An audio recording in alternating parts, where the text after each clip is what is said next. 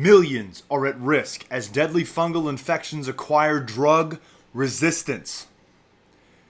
Oh, great. Just great.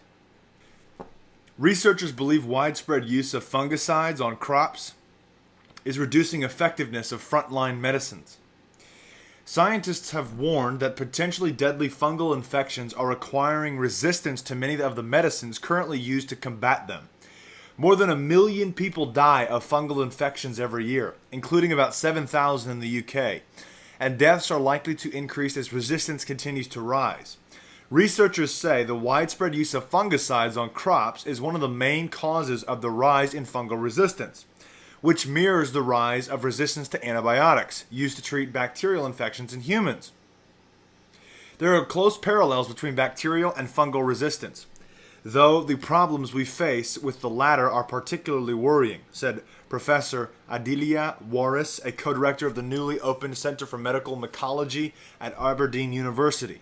There are more than 20 different classes of antibacterial agents. By contrast, there are only 4 classes of antifungal agents. Our armory for dealing with deadly fungi is much smaller than the one we have for dealing with bacteria. We cannot afford to lose the few drugs we have, particularly as very little funding is being made available for research into fungi and fungal infections.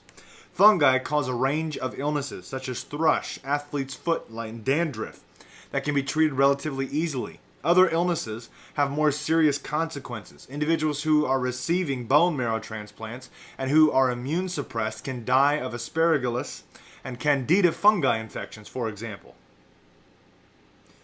We face a terrible fate. We've got to stop eating mainstream food. We've got to go organic and local.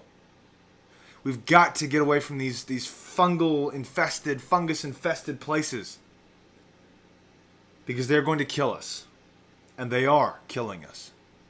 It's time to wake up, ladies and gentlemen. We have a massive problem. Monsanto and companies alike are killing us. They have waged war against mankind. They are an organization involved in chemical warfare.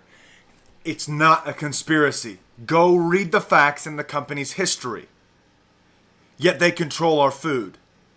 And the people who say we're crazy for saying GMOs and Monsanto is bad, you really want an organization that is involved in chemical warfare in control of your food. You need psychological help. Isn't that what you tell me? Or people who think that Monsanto is bad, or that we should just eat organic? We need to just eat organic and local. I know it's expensive, but we've got to do it. We've got to take back our health. That's all I got for you. God bless and carry on.